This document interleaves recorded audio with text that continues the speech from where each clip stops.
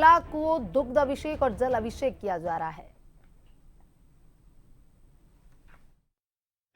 हम जाना चाहते हैं उस अनुभूति में, जिस अनुभूति में शायद हमारे तमाम दर्शक इस समय उस अनुभूति में जा रहे होंगे, लेकिन कहते हैं ना कि जो कार्यक्रम हो रहा है हमें उसका वर्णन करना है, लेकिन यह वर्णनातीत है, इसे अनिवर्चनीय है, इसका हम वर्णन कर नहीं सकते मनीष।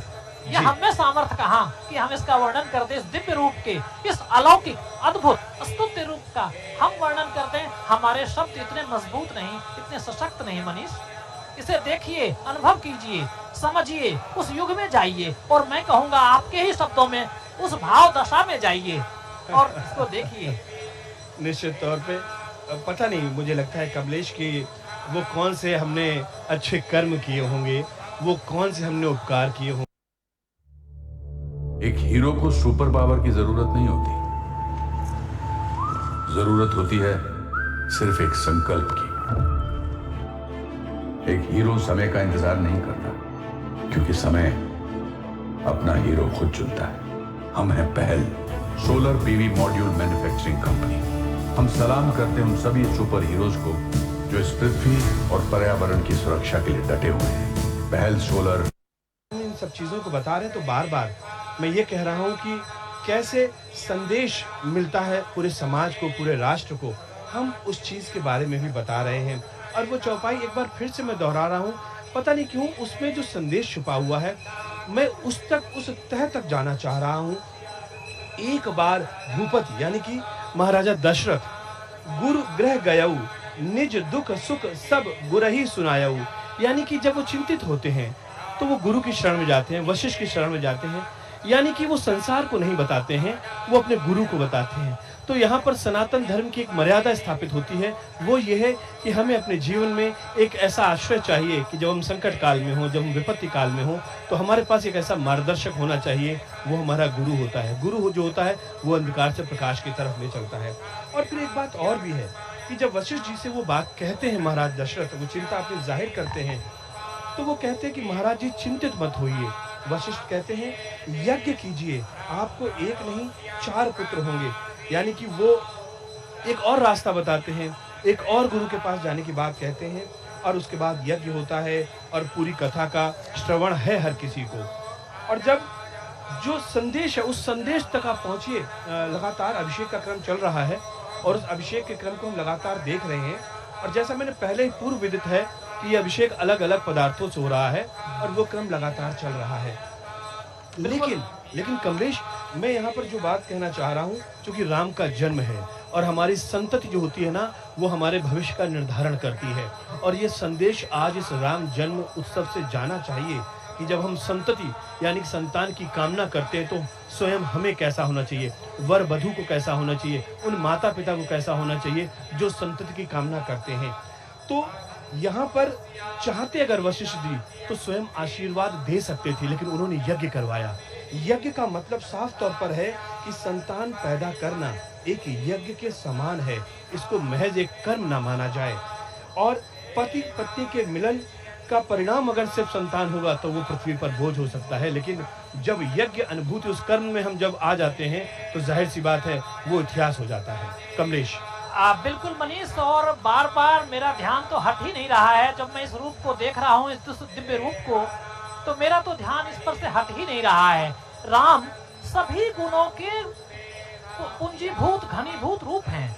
और मनीष, हम अपने दर्शकों से यह साझा करना चाहेंगे कि आर्ष परंपरा में, सनातनी परंपरा में महानायकीय अथवा देवी चारित्र के 14 गुण बताए गए हैं। भगवान राम में वे सभी 14 गुण मिलते हैं, और ये 14 गुण क्या हैं? सत्य, धर्म, प्रतिभा, कृतज्ञता, उदारता, चारित्र्य, अनसूया, सात्विक क्रोध, आत्मसम्मान, सर्वभूत हित, नीति अनुसरण, अक्रोध एवं वाग्मिता। रामचरितमानस में राम के सभी गुण मिलते हैं, और राम का जो सर्वोत्तम रूप है वह है लोक तत्व। और अयोध्या में हम आप जब बैठे हैं और मंदिर में जब भक्तों का अपार जन समूह उमड़ा हुआ है, तो सबसे अधिक क्या दिखता है मनीष? सबसे अधिक तो मुझे लोक तत्व दिखता है। लोक दिखते हैं नंगे पांव, इस तपती दोपहरी में ये चले आ रहे हैं। और जब हम यहाँ के लिए पहुंच रहे थे, मंदिर परिसर के लिए, तो दूर से जब हम आ रहे थे तो जहां तक हमारी दृष्टि जा रही थी लोग ही लोग थे, लोगों का जन सैलाब था। और ये देखिए स्क्रीन पर किस तरह से, किस भक्ति भावना में माताएं, अबाल वृद्ध सभी लगे हैं और सबके मन में राम अवस्थित हैं। और ये प्रभु का दिव्य रूप है। अभिषेक का क्रम चल रहा है, लोग अपने अपने स्क्रीन पर ही अयोध्या पहुंचे हुए हैं, क्योंकि मन में अगर उनके राम हैं तो दूरदर्शन के माध्यम से वे राम में अवस्थित हो गए हैं। मनीष, इस पर आप क्या कहेंगे? आपने बहुत सारी बातें यहाँ पर हमारे तमाम दर्शकों तक पहुँचाई। दरअसल हम जो कुछ भी यहाँ पर कह रहे हैं, जो कुछ भी हम यहाँ पर वर्णन कर रहे हैं, वो पूरा भाव में है। भाव है तो भगवान है, और भाव है तो भक्त है, भाव है तो भारत है, और भाव है तो भंगिमा है।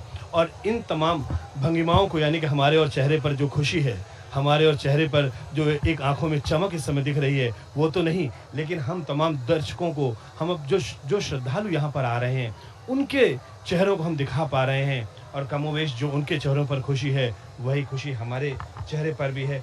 और जैसा आपने भी राम का वर्णन किया, वाकई श्री राम भक्तों की भक्ति है, ज्ञानियों का ज्ञान है, तपस्वियों का तप है, कवियों का काव्य है, संगीत का स्वर है, मानवीय चेतना का चैतन्य है, शब्दों का संस्कार है, भाषा का श्लोक है, वाणी का माधुर्य है, सागर का गांभीर्य है, हिमवान का धैर्य है, शूरमाओं का शौर्य है, निर्बल का बल है, क्षमाशील की क्षमा है, चरित्रवान का चरित्र है, संयमी का संयम है, शासक की संप्रभुता है, माँ का वात्सल्य है, अनुशासितों का अनुशासन है, मर्यादित जीवन की मर्यादा है, मर्यादा पुरुषोत्तम हमारे भगवान राम, जिनके राम लला उस स्वरूप के दर्शन इस वक्त हम दूरदर्शन पर कर रहे हैं और अपने तमाम दर्शकों तक उनके वो दर्शन पहुंचा रहे हैं। दरअसल भारत राष्ट्र की चिरंतन चिति, दैहिक दैविक भौतिक जीवन की आश्वस्ति हैं हमारे भगवान श्री राम। बिल्कुल मनीष, और यह देखिए अभिषेक का क्रम जो है, अभिषेक के बाद आपने देखा होगा कि पहले उष्ण जल से और फिर शीतल जल से अभिषेक हो गया। और इसके बाद आज यह रामनवमी का पवित्र दिन और अयोध्या की पावन धरा पे हम तो अपने दर्शकों से हम यह भी तो साझा करें कि चैत्र शुक्ल पक्ष नवमी तिथि आज भगवान राम का जन्मदिन है। और आज हम सब इसको याद करें, जब तुलसी बाबा ने लिखा, नवमी तिथि मधुमास पुनीता, शुक्ल पक्ष अभिजीत हरिप्रीता, मतलब मधुमास की नवमी तिथि शुक्ल पक्ष अभिजीत नक्षत्र में श्री हरि प्रकट हुए हैं। जी कमलेश, और इसको हम इस तरीके से भी कहते हैं कि जब अन्याय का अंधकार घना था, तब अयोध्या में उजाला हुआ था। राक्षस जाति के तमाम लोग ऋषियों और मुनियों को परेशान कर रहे थे। जब अन्याय का अंधकार घना था, तब अयोध्या में